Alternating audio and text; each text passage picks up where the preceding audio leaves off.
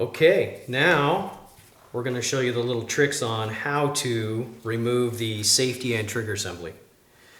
So you want to put it on fire, ride your hammer forward, get it out of the way, run your safety all the way up till it stops. Then you're going to reach in here and push down on the disconnect. It actually teeters right here on the shaft. So reach under the end, push that down.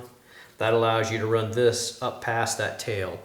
And then once you get it to this point, where it stops, all you have to do is pull over to the right, and then you can remove it.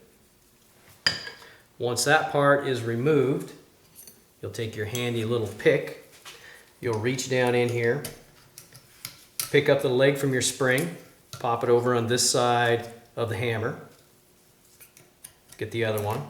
Do this without having your pick slip off and poke you in the eye. Okay, once that's taken care of, now you've got to get the hammer and trigger pin retainers out of the way. So you'll reach down to your pick again, bring it up about so far, okay? You'll have to wiggle it back and forth and pull back on it at the same time because they're pretty tight. So once you do that, back and forth, okay, that's out. Now, all you've got to do is tap out your pins. I normally just tap the pins out just so I can get a hold of them so they don't fall on the floor and I don't have to reach down and pick them up. Perfect. Pull those out. Okay. Hammer assembly comes out.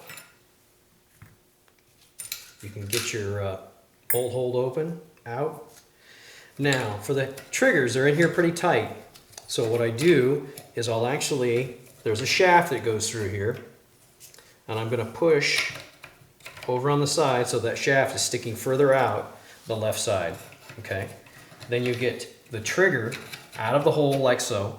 Once you get to that point, it's just a little bit of wiggling. Sometimes they come out better than others.